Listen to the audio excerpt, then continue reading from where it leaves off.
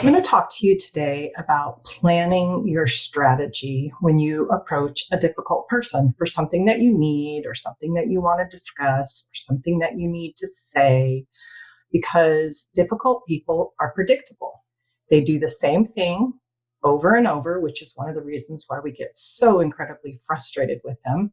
But we can use that to our advantage. We can use that to use wisdom to say, hey, how does this person typically, usually respond to me when I come with a need, or when I come to speak my truth, or when I come because I need to say something? Does the person get angry? Does the person withdraw? Does the person react negatively? Does the person say, oh boy, here we go again, or leave me alone? Does the person typically flip it back on you? Does the person typically try to blame? Does the person typically get annoyed, or just any of those things? Act like the victim, act like you're bothering the person again, act like you are a big pain. I mean, what is it that the person typically does? I bet you could stop and think right now about that difficult person and answer that question. What is it? What does that person typically do? Okay, great. You don't need to be taken by surprise. You don't need to be shocked. Scripture, Proverbs 20:18 says, plans are established by seeking advice. So if you wage war, obtain guidance. That advice and guidance does not always have to be from another person. It can be from your own knowledge store of things that you know. And Proverbs 21:5 says, the plans of the diligent lead to profit as surely as haste leads to poverty. Haste in just jumping in there, saying what you want to say without thinking anything about the situation or how best to do it. Don't let that haste ruin an opportunity to say what you need to say or get what you need to get, because you have to. There are times that you've got to be able to communicate or get cooperation. So let's keep these things in mind as you're planning that strategy of approaching a difficult person. Number one, figure out your objective. Oh, super important. What do you want? Do you want cooperation? Do you want help making a decision? Do you want to problem solve an issue? Do you want just to state your truth and let the person know how you feel about something that happened? Or is it something that you're going to need in the future? What is it? If it's, let that objective guide your interaction, because if it's to get something that you need, jumping really hard and fast at that person when the person's in the middle of working or already frustrated or watching TV and relaxing, probably not going to get you what you need. If it is because you need something right then maybe you don't have the option of waiting for that, and you've got to figure out how to phrase it that it would work best. The next one is decide what is the best way to achieve your objective. Is it to be positive, strong, open-minded, determined, resolute, soft, lighthearted, humorous? What is it? What is the best way to achieve that objective? You want to stay calm completely the whole time. Don't bite any hooks that are thrown out. What is a hook? Something that somebody throws out that they want you to bite so that they can get you to react the way that you typically react, so that person can flip it around on you, not deal with what you're talking about, not cooperate, pretend that you're being a big jerk, pretend that you're annoying them, whatever it is. Don't bite the hook. Be aware of what those hooks are. Listen to some of my other videos where I talk about the hooks, talk about the things that people use when they manipulate you. So do whatever it takes that will get you what you want and what you need.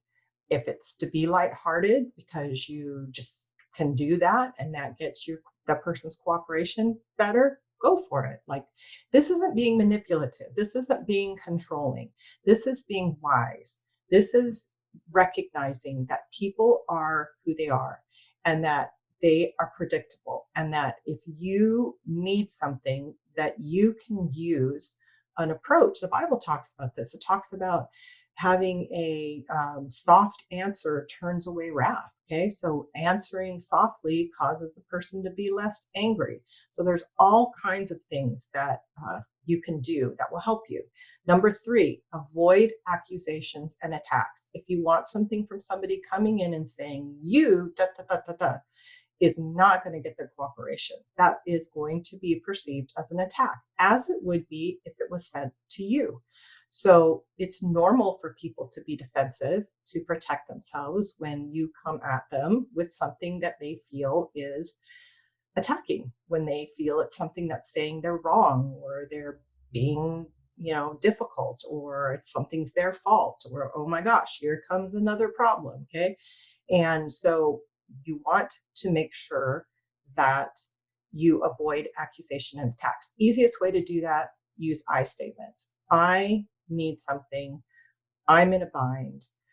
I have something that was bothering me. I have something that upset me. I have something I need to talk to you about because it's bothering me. I was uncomfortable over this. I felt angry when I was upset. I didn't like what happened. I'm worried about this.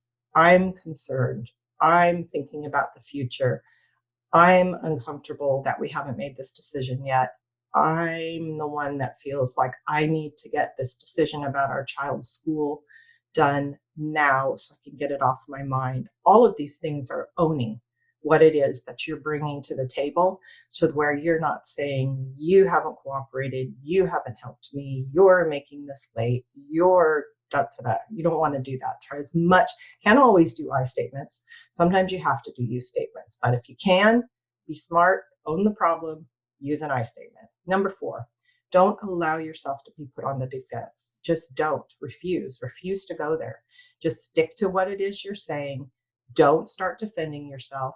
Don't start justifying. Don't start explaining. Don't do any of those things, because if you've got somebody that's difficult, somebody that's manipulative, somebody that's controlling, I guarantee you, the minute that you start defending yourself, the person is going to get you off track. The person is going to be able to flip it on you. The person is going to be able to just find some type of weakness in your armor where you're going to get deflected and you're going to get off what it was that you came to talk about. And it's not going to get addressed. It's not going to get resolved. Okay, difficult people are masters at this. So you can't control what the other person is saying to you. You can only control how you respond. And how you respond is 100% in your court. Don't get on the defensive. Don't allow yourself to go there. Number 5, pray about when to initiate your interaction. Come on, use wisdom, right? I mean, this used to be really, really, really hard for me because I was intense and I was driven by my emotional intensity and I didn't want to wait and I hated putting it off and it felt like it had to be resolved now. But I have really, really learned to wait sometimes a week after I'm upset about something, or sometimes rarely, but sometimes longer. Like it is something that, the bigger deal it is, the more important it is, the more that I have got to be wise about allowing God to change my heart and bring it to the right place, to give me that wisdom instead of knowing how I can bring it up and what needs to be said. And in that time, sometimes parts of that fall off and I'm like, I don't need to address that part, but I need to address this part. Or sometimes my heart changes and it goes from where I'm angry to where I'm like more like relaxed and calmed down and recognizing I can talk from my heart and from my feelings, or my feelings of love instead of my feelings of anger and irritation. I mean, just use wisdom. Ask God to show you, what do I need to say? How do I need to approach this? What parts need to be brought up? What parts don't need to be brought up? And when? When is important. There are times that you can pick that are guaranteed to blow things up. Okay, somebody's exhausted late at night. I know my husband can't talk late at night. My daughter called me about something not too long ago late at night, which a lot of times I'm still up, but it was too much to hit me with late at night. And I just said, I can't do this. Like, this is not a good time for me. But not everybody is able to say that. People sometimes just react because you've picked the wrong time. So let me review these. 1, figure out your objective. What is it that you want to do? Number 2, decide what is the best way to achieve your objective. Remember, is it to come in positive, light, serious, open-minded, determined? What is it? Okay, what is it? Number 3, avoid accusations and attacks. Try not to use those you statements. Number 4, don't allow yourself to be put on the defense no matter what. Number 5, pray about when to initiate your interaction. Now remember, this is not manipulative. This is not controlling. This is using wisdom. Plan your strategy of when to talk to a difficult person about something that you need to bring up. Okay? Use wisdom, be wise, and remember, always, always keep in mind, what is that person's typical reaction?